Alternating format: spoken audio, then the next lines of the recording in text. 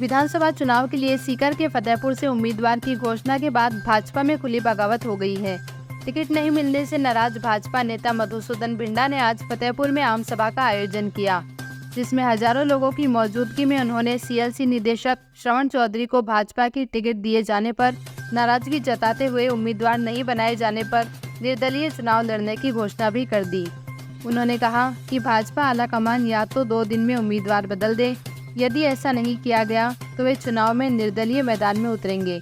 बिंडा की इस घोषणा से भाजपा की चिंताएं अब 2 गुना बढ़ गई है, क्योंकि नंदकिशोर महरिया पहले से जेजेपी से हुकार भर जाट उम्मीदवार श्रवण चौधरी की परेशानी बढ़ा चुके हैं। संकल्प लेकर आप बता दो कि मैं चुनाव लड़ूंगे। देखो चुनाव का हमारे भोग आता हुआ सब लोग बैठे हो, मंच बैठे हैं, सब लोग हाथ उठाकर संकल्प लेकर हमारे बताओ कि फेमस चुनाव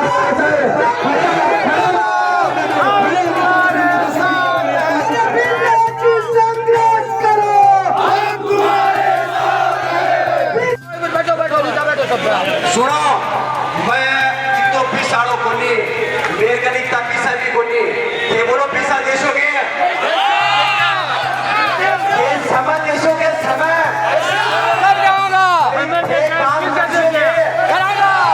हाँ बड़ा बना रहे हो थे सब एक बार पूरा 1 मिनट वो टाइम है, वो टाइम से देशोगे तो बंधुओं ये देशो तो भी मधुसूदन बिंडा पीछे कोने के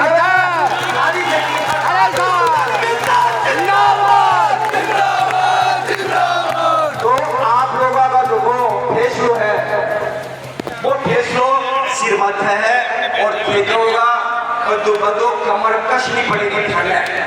मेरी कोई औकात को नहीं है, बड़ी बता दूं ये इतना लोग आज चला कर लोग बैठे हो, कार्यकर्ता बैठे हो, मेरा बुजुर्ग बैठे है, मेरा नौजवान साथी बैठे है, ये लोग कह रहे हो इन्हें मैं चुनाव लड़ने के लिए तैयार हूं। समझ देखो एक बार उर्दू बने उन्हें भारत माता की जय और कर दोनों हाथ उठाकर संकल्प लेकर मन विश्वास दिलाओ और माता की बहुत धन्यवाद। मधुसूदन जी बिंडा, मधुसूदन जी बिंडा, सभी का आभार। जो निर्णय लिया है उस निर्णय के साथ में खड़ा हूँ और जो भी कार्यकर्ता जो उन्होंने घोषणा की वो घोषणा में करता। कार्यकर्ताओं ने संदेश दे दिया, अब आपका क्या निर्णय है?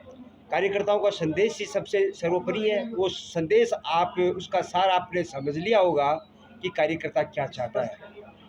स्पष्ट यही है कि अगर पार्टी यहाँ बदलाव नहीं करती है तो हम चुनाव लड़ेंगे, बिल्कुल चुनाव लड़ेंगे।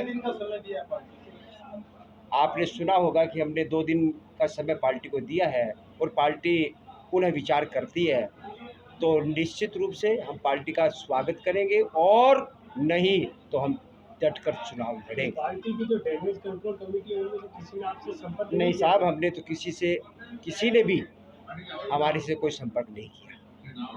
पार्टी यदि अपने फैसले पर थोड़ा विचार करती है और स्थानीय किसी व्यक्ति को मैं आपको बता दूं कि पुनः विचार करती है, मुझे पर ऐसा लग नहीं रहा है कि पार्टी कुछ करेगी। कि पार्टी की जो जैसा संदेश मुझे मिला है वो अडिग है, हम भी अडिग हैं, ऐसा ही कुछ मान के चलते हैं।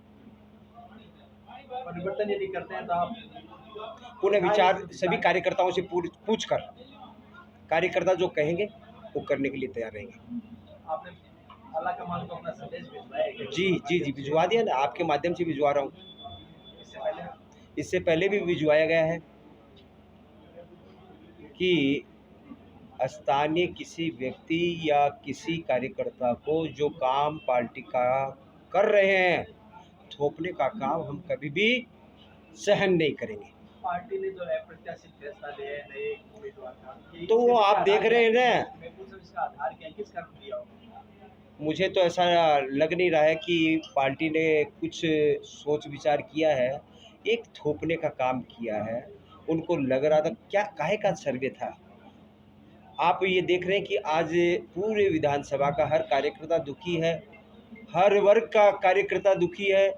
ये उनका कहने का मतलब एक ही था कि यहाँ जो बहुसंख्यक समाज है उनको टिकट दे दी जाती है, पर तो सबसे ज़्यादा आक्रोश किसी जाति में है तो वो जाट समुदाय के अंदर सबसे असंतोष दिख रहा है। और सबसे ज़्यादा आप मंच पे देख रहे थे भारतीय जनता पार्टी के जो वरिष्ठ कार्यकर्ता, जो नेता रहे, जनप्रतिनिधि रहे हैं, सबसे ज़्यादा किसान समाज से, जाट समाज से ही थे। और उन्होंने ये आह्वान किया है कि ये आप चुनाव लड़ें। तो हम आपके माध्यम से ये संदेश दे दिया है और मुझे लग नहीं रहा है, परंतु ये काम कार्यकर्ताओं की भावना के अनुरूप हमें करना पड़ेगा। यदि आप चुनाव लड़ते हैं तो नामांकन की प्रक्रिया कार्य सब कुछ होगा, सब कुछ होगा। जैसे चुनाव लड़ा जाता है वो पूरी प्रक्रिया होगी, इसमें क्या है।